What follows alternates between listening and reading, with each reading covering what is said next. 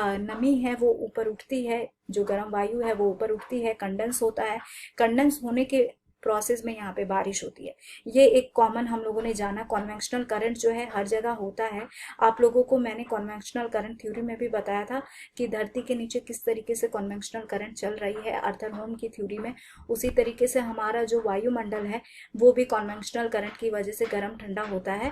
ठीक है, तो यहाँ पर भी कॉन्वेंशनल करंट यहाँ पे दिखाई दे रही है कि यहाँ पे जो है गर्म वायु जो है उसकी वजह से टेम्परेचर यहाँ पर ज़्यादा बन रहा है। तो टेम्परेचर जब यहाँ पे बन जाता है तो जो नमी वाली टेम्परेचर की वजह से यहाँ पे एवापोरेशन होता है, ऊपर की ओर कंडेंसेशन होता है, उसके बाद से रेनफॉल होने लगता है।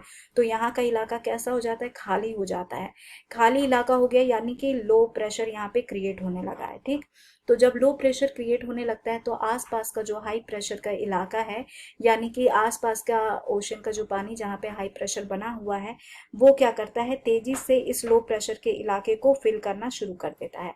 तो ये जो नमी वाला इलाका है, ये नमी वाला जो वायु है ये यहाँ तेजी से आता है और आकर इस खाली जो इलाका है इसको तेजी से भरना शुरू कर देता है। तो तेजी से भरने के क्रम में ही उसी प्रोसेस में क्या होता है, ये चारों तरफ घूमता है, क्योंकि ये जो लो प्रेशर यहाँ क्रिएट हो गया है। अब हाई प्रेशर तो हर डायरेक्शन से आ रहा है ना, तो हर डायरेक्शन से आ रहा है और तेजी से ये वर्लपूलिंग यहाँ पे करने लगता है। तो यही वर्लपूलिंग जो है ये बहुत ही ज्यादा मूसलाधार बारिश जो है यहाँ पर होना शुरू हो जाती है। थंडर स्ट्रोम यहाँ पे चलने लगता है और ये तेजी से, बहुत ही तेजी से ये यहाँ पे जो है सर्कुलर मोशन में एयर जो है वो घूमना शुरू कर देता है। बारिश होती है, तड़का पड़ता है, बिजली होता है, बादल होता है, मतलब सारी जो कंडीशन है वो यहाँ पर शुरू हो जाती है और ये हजारों किलोमीटर तक ये जाता है। उतने बड़े इलाके को ये अफेक्ट करता है। ये जो ट्रॉपिकल साइक्लोन्स है इनके लोकल नेम जो है ना वो भी बहुत है। जैसे कि इंडियन ओशियन के नॉर्थ में हम इसे साइक्लोन कहते हैं, फिर से टॉर्नेडो हो गया, टाइफून हो गया, बिल्ली बिल्ली हो गया, हैरिकेन्स हो गया, ये सब इसी के नाम है। लेकिन हमें ये जानना है कि जो इंडियन ओशियन है उसके नॉर्थ में है, इसको साइक्लोन नाम से यानी चक्रवात नाम से जाना जाता है। जब हम साइक्लोन के बारे में पढ़ेंगे उस दौरान इन सारे नाम के बारे में कि कौन सा नाम कहाँ पर यूज किया जाता है उसके बारे में जानेंगे। फिलहाल हम लोग साइक्लोन के बारे में जान रहे हैं कि इंडियन ओशियन के नॉर्थ में हम ऐसे चक्रवातों को साइक्लोन नाम से जानते हैं। चलिए अब हम बात करते हैं जो प्रेजेंट में साइक्लोन बना हुआ है, आया हुआ है अरेबियन सी में, उसके बारे में। ये जो साइक्लोन है इसे ताउते कहा जाता है और इसका नाम जो है ये म्यांमार ने रखा है और इसका मतलब होता है एक ऐसी छिपकली जो कि बहुत ही तेज आवाज़ करती है। तो बड़ा ऑकवर्ड सा नाम है लेकिन यही नाम है, एक बहुत तेजी से आवाज़ करने वाली जो छिपकली है उसी के नाम पे इसका नाम जो है म्यांमार ने ताउते रखा है। देखिए जो ताउते साइक्लोन है तो सीधी सी बात है कि अरेबियन सी में आया है, तो अरेबियन सी के कोस्ट में जुड़े हुए जो भी हमारे स्टेट हैं वो इससे प्रभावित होने जा रहे हैं। जैसे कि कर्नाटक है, केरला है, महाराष्ट्र है, तमिलनाडु है, गुजरात है, गोवा है, ये कुछ ऐसे स्टेट हैं जो कि इस साइक्लोन से प्रभावित हो रहे हैं और आने वाले कुछ घंटे में ये और ज़्यादा प्रभावित होंगे। खास करके गुजरात में ये भयंकर तूफान आने जा रहा है और वहाँ पर ये बहुत तबाही मचाएगा, ऐसी पॉसिबिलिटी है। और गुजरात में इतना भयंकर जो साइक्लोन है ये 23 साल बाद आने जा रहा है, यानी कि आज से 23 साल बैक अगर हम लोग जाते हैं तो 1998 में कच्छ जो डिस्ट्रिक्ट है उसका जो कांडला इलाका है वहां पर बहुत ही भयंकर स्ट्रोम आया था। इस तरीके का साइक्लोनिक स्ट्रोम आया था जिसने लाइफ और प्रॉपर्टी को बहुत ज्यादा लॉस किया था। तो उसी तरीके का ये जो उसके बाद यानी कि 23 साल बाद जो है इतना ज्यादा खतरनाक तूफान जो है वो आने जा रहा है गुजरात में। और ये या तो आज रात यानी 17 मई की रात में ये गुजरात में हिट करेगा या फिर कल सुबह तक तो बिल्कुल श्योर जो है रात भर में ये गुजरात में एंट्री करने जा रहा है और वहां पर तबाही मचाने जा रहा है। हालांकि पूरा जो हमारा रेस्क्यू ऑपरेशन टीम है उसको तो तैयार कर दिया गया है, लेकिन आगे हमें मालूम चलेगा कि क्या हमें लॉस देखने को मिल रहा है। देखिए जो मेट्रोलॉजिकल डिपार्टमेंट ऑफ इंडिया है उसके हिसाब से मंगलवार तक या फिर आने वाले कुछ घंटे में ही पोरबंदर और भावनगर जिला जो है वहां के महुआ के बीच के राज्य का जो कोस्टल इलाका है उसको ये साइक्लोन जो है ये पार कर जाएगा। तो जिस हिसाब का खतरा आंका गया है उसको ध्यान में रखते हुए लगभग 1.5 लाख लोगों को जो है इवैक्यूएट किया जा चुका है और साथ ही जो है एसडीआरएफ की टीम जो है उसको भी तैनात किया गया है। अगर हम इस तूफानी जो चक्रवात है इसमें हवा की जो स्पीड है उसके बारे में अगर हम लोग बात करते हैं, तो जो हवा की स्पीड है वो आपका मैक्सिमम 165 किलोमीटर पर आवर के आसपास की है। और अगर हम आई की स्पीड के बारे में बात करें, यानी जो साइक्लोन का आई है वहाँ स्पीड के बारे में बात करें, तो पिछले 6 घंटे से ये जो तूफान का आई है ये 13 से 14 किलोमीटर पर आवर की स्पीड से गुजरात की तरफ बढ़ रहा है। और अगर हम रेस्क्यू टीम के बारे में बात करें, तो जो हमारा मेट्रोलॉजिकल डिपार्टमेंट ऑफ इंडिया है उसने, उनके जो डायरेक्टर जनरल है मृत्युंजय मोहपात्रा, उन्होंने ये बताया है कि जो गुजरात स्टेट है उसके 17 डिस्ट्रिक्ट जो है उनको हाई अलर्ट पे रखा गया है। इसके बाद से जो बाकी के 7 राज्य हैं वहां पे एनडीआरएफ की 100 टीमें जो हैं उनको तैनात कर दिया गया है, जिनमें से 54 टीमें जो हैं वो अकेले गुजरात में तैनात है। गुजरात के जूनागढ़ में भी सैकड़ों लोगों को जो गवर्नमेंट शेल्टर होम्स होते हैं वहां पर उनको शिफ्ट किया जा चुका है।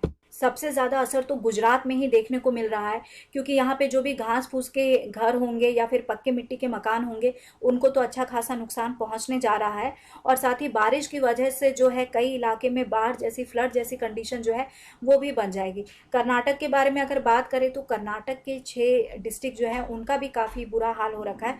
वहां पर भी लगभग 70 गांव जो है वो इससे प्रभावित हो रहे हैं। और जो इंडियन एयरफोर्स है उसको भी अलर्ट पे कर दिया गया है। जो एयरफोर्स है उसके 16 ट्रांसपोर्ट एयरक्राफ्ट हैं, उसके बाद से 18 हेलीकॉप्टर जो है इनको भी बिल्कुल अलर्ट रहने के लिए यानी तैयार रहने के लिए कहा जा चुका है। अगर कैजुअलिटी के बारे में बात किया जाए तो अभी तक की जो न्यूज़ है उस हिसाब से तो कर्नाटक में 5 लोगों की मौत हो चुकी है, साथ ही गुजरात में 1 की, महाराष्ट्र में 2 की, गोवा में 2 की, तमिलनाडु में 2 की, तो ओवरऑल जो है 12-13 लोगों की जो लाइफ है वो वहाँ पे नुकसान दिखाई जा रही है। देखिए, ये जो साइक्लोन है ज़्यादा दिनों तक नहीं रहते हैं, लेकिन कुछ ही समय में बहुत ज़्यादा तबाही मचा देते हैं, नुकसान दे देते हैं। तो शुरुआती मई के फर्स्ट वीक में ही जो अरेबियन सी है वहाँ पर लो प्रेशर बना क्रिएट हो गया था, और अब जो हम देख रहे हैं कि ये जो लो प्रेशर का इलाका था ये एकदम हैवी साइक्लोन का रूप ले चुका है। और कुछ घंटे में ये सबसे ज़्यादा तबाही, यानी आने वाले 10 से 12 घंटे में जो है बिल्कुल स्टेट जो है वो अलर्ट पर है। तो आने वाले कुछ घंटे में ये ज़्यादा तबाही जो है वो मचाएगा, और उसके बाद से ही जब ये जो तूफान है यानी ये जो साइक्लोन है राजस्थान की तरफ बढ़ेगा तो वहाँ पर ये डिप्रेशन में आना शुरू हो जाएगा। उस टाइम जो है ये थोड़ा कमज़ोर पड़ेगा, और 18 मई के दोपहर तक जो है ये हिमालय की तरफ बढ़ जाएगा और ये पाकिस्तान की तरफ जो है इसका डायरेक्शन हो जाएगा, और तब जो साइक्लोन की स्थिति है ये हमारे काबू में आ जाएगी। देखिए, एक तो देश हमारा कोविड से पीड़ित है, और उसके बाद से ये जो साइक्लोन है ताउते साइक्लोन, इसने कोस्टल इलाके में बहुत ज़्यादा तबाही मचा रखी है। खास करके हम देखेंगे कि वो स्टेट गुजरात है, महाराष्ट्र है, कर्नाटक है, राजस्थान है, ये कुछ ऐसे राज्य हैं जहाँ पे कोविड जो है बिल्कुल अपनी चरम सीमा पर बना हुआ है, और ऊपर से ये राज्य जो हैं ये इस साइक्लोन की मार झेल रहे हैं। तो ऐसे में जो गवर्नमेंट है उसने इस चीज़ को इंश्योर करने की बात कही है कि बिजली आपूर्ति जो है इसको इंश्योर किया जाए, यानी कि पावर के लिए बैकअप रखा जाए। जब भी साइक्लोन होता है, फ्लड होता है, इस तरीके का कोई नेचुरल डिजास्टर होता है तो ऐसे में जो पावर सप्लाई है वो बंद हो जाती है, यानी बत्ती गुल हो जाती है, और ऐसे में जो भी हॉस्पिटल के पेशेंट्स हैं उनको ऑक्सीजन के लिए भी दिक्कत होगा, और बाकी अदर जो फर्दर ट्रीटमेंट चाहिए उसके लिए भी उनको प्रॉब्लम हो जाएगी। तो गवर्नमेंट ने इस चीज़ के ऊपर खास ध्यान रखा है, और इस तूफान को देखते हुए जो गुजरात है, गुजरात की सरकार ने बिजली विभाग के लगभग 2000 जो एम्प्लॉय है उनको तैनात कर दिया है कि किसी भी तरीके की एडवर्स अगर कंडीशन आती है तो ऐसे में वो बिजली के लिए यानी पावर बैकअप जो है उसको मैनेज करके रखें। राजस्थान गवर्नमेंट ने भी वहाँ का जो मेडिकल डिपार्टमेंट है उसको जनरेटर और इन्वर्टर की जो व्यवस्था है उसको बनाए रखने के आदेश दिए हुए हैं। अगर हम बात करते हैं ताउते साइक्लोन और मुंबई की, तो मुंबई जो है जब भी रेनफॉल होता है या फिर इस तरीके के साइक्लोन आते हैं तो ऐसे में मुंबई की हालत बहुत ज़्यादा खराब हो जाती है। तो मुंबई के जो मेयर हैं किशोरी पेडनेकर, उन्होंने भी कहा है कि ये जो ताउते साइक्लोन है ये गोवा तो पार कर चुका है और ये महाराष्ट्र के अभी रत्नागिरी के आसपास है, ठीक है। तो इन्होंने भी नजर बना के रखी है, जो लाइफ गार्ड है उनके साथ समुद्र के आसपास जो है अपनी टीम को तैनात करके रखा है। हालांकि उन्होंने ये भी कहा है कि बहुत ही बड़ी संख्या में पेड़ों को काट दिया गया है, तो इसका भी ये नतीजा है। तो फिलहाल जो है उन्होंने पुलिस जो है वहां पे तैनात की हुई है कि किसी भी तरीके का अगर हेल्प हो तो वहां पे रेस्क्यू काम जो है वो चालू किया जा सके। पीएम नरेंद्र मोदी ने सीएम उद्धव ठाकरे से फोन पर काफी डिटेल में बातचीत की है और साथ ही महाराष्ट्र में ये जो ताउते साइक्लोन है इसको लेकर क्या स्थिति बनी हुई है इसके बारे में उन्होंने जानकारी ली।